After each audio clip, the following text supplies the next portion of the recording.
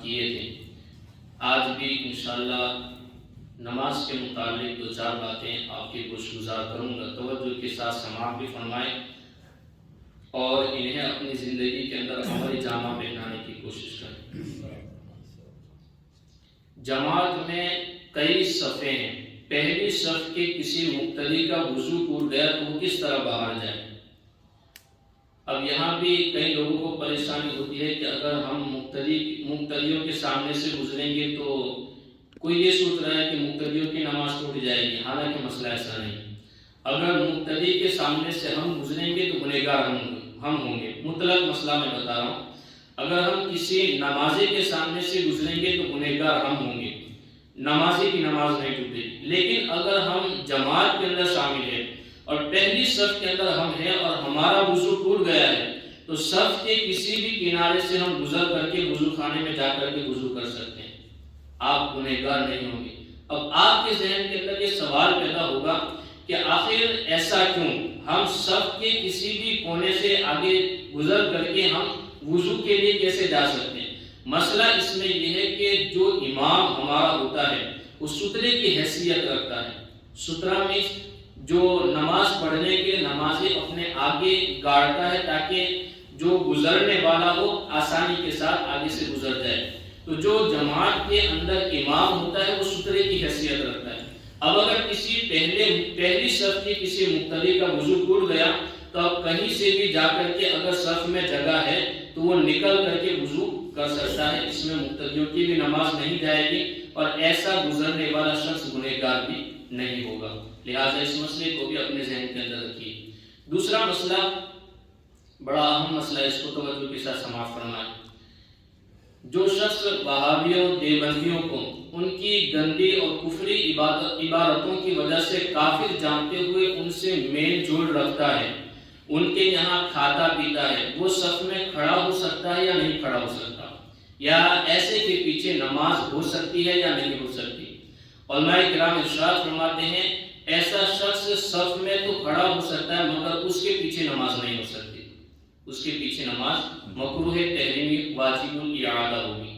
لہٰذا اس مسئلے کو ہمارے ذہن کے اندر ضرور رکھنا چاہیے۔ اب یہاں پر کئی حضرات، میں ابھی 2-4 دن پہلے ایک دکان پر پہنچا تو وہ اچانک دکان والا میرا حلیہ دیکھ کر کے مجھ سے کہنے لگا کہ مولانا صاحب آپ لوگوں کو بیانات کے اندر یہ بات لوگوں کو بتانی چاہیے کہ مسجدیں کم بنائیں کیونکہ لوگ جانا پسند نہیں کرتے ہیں دور، یہ الگ بات ہے اس کی۔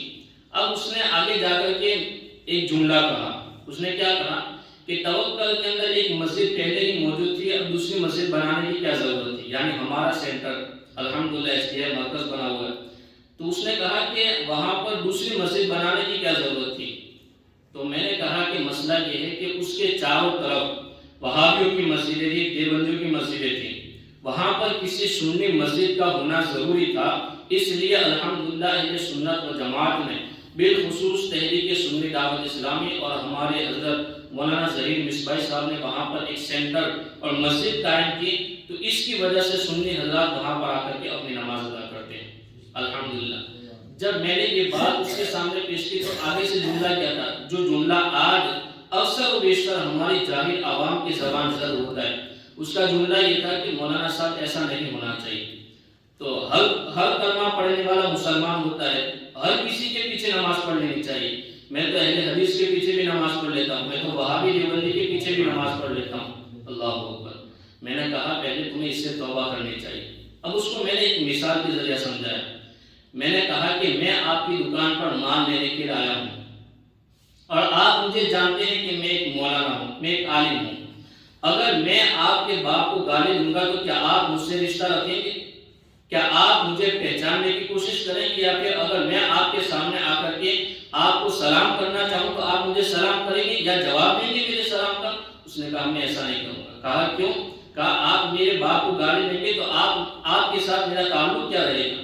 میں نے اس سے کہا آپ کا باپ بہترین باپ ہوگا، لیکن آپ کے باپ کی جو تخلیق ہوئی ہے وہ مصطفیٰ کے صدقے میں ہوئی ہے، مصطفیٰ کی وجہ سے ہوئی ہے، یہ مصطفیٰ کا صدقہ ہے۔ تو اگر آپ کے باپ کو کوئی گالی دے تو آپ اس کے ساتھ رشتہ نہیں رکھتے ہیں۔ دیوبندیوں وہابیوں نے تو معاذ اللہ رب العالمین حضور صلی اللہ علیہ وسلم کی والدہ محترمہ کو جہنم میں اور کافرہ کہا، تو آپ ان کے پیچھے نمازیں کیسے پڑھ لیتے ہیں؟ آپ ان کو مسلمان کیسے جانتے ہیں؟ جب اس نے میری یہ بات سنی تو وہ چونک گیا کہ کیا ان لوگوں نے ایسی باتیں لکھی ہوئی ہے؟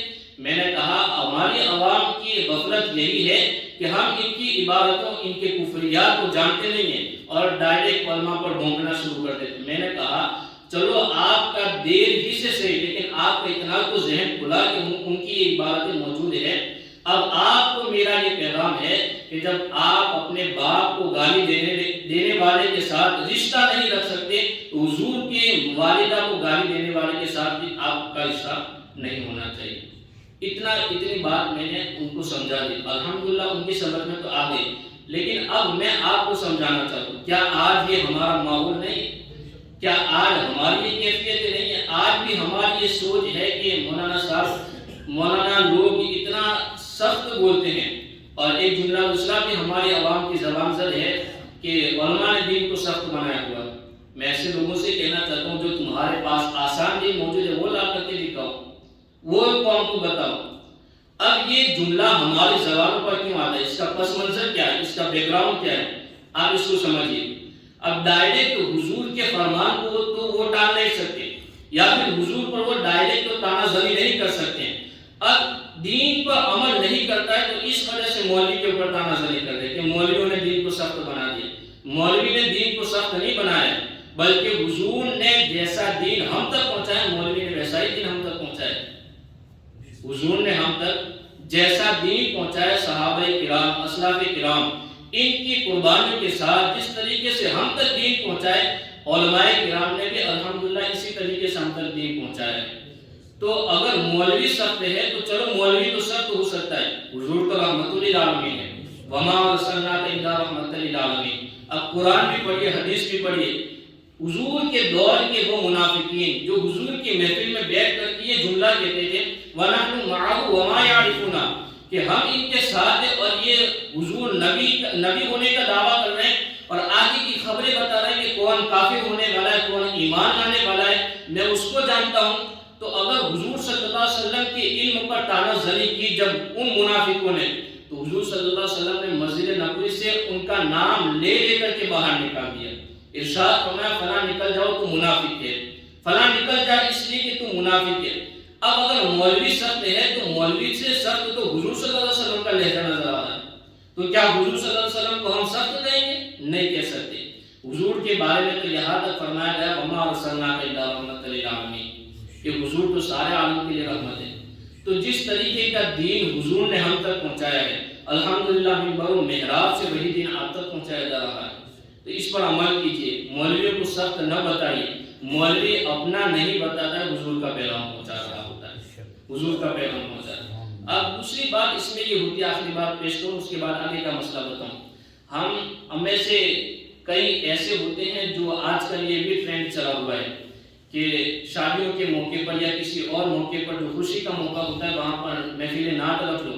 اب کوئی عالم علم اسی محفل کے اندر بیٹھا ہوتا ہے، مولانا صاحب سے کہتے ہیں مولانا صاحب آخر نعت دعا فرما دیجیے گا، اللہ اکبر۔ اس محفل کے اندر نعت کا 1 گھنٹے نعت پڑے گا، مولوی کو 15 منٹ بیان کرنے کی، اسے بیان کروانے کی اسے توفیق نہیں ملتی کہ چلو حضور کا پیغام کچھ پہنچ جائے گا۔ اب ہمارے یہاں اکثر و بیشتر، میں سب کی بات نہیں کرتا، نعت خوان بھی پروفیشنل نعت خوان ہوتے ہیں جو مفت میں جنت بانٹنے والے ہوتے ہیں۔ تو یہ اگر حضور صلی اللہ علیہ وسلم کے مسئلے حاضر و نازل پر اگر کوئی سوال کر دے گا تو کیا یہ نعت خوان دلیل لے کر کے آنے والے؟ اگر تمہیں کوئی دلیل دے گا تو عالم دین دینے والا ہے۔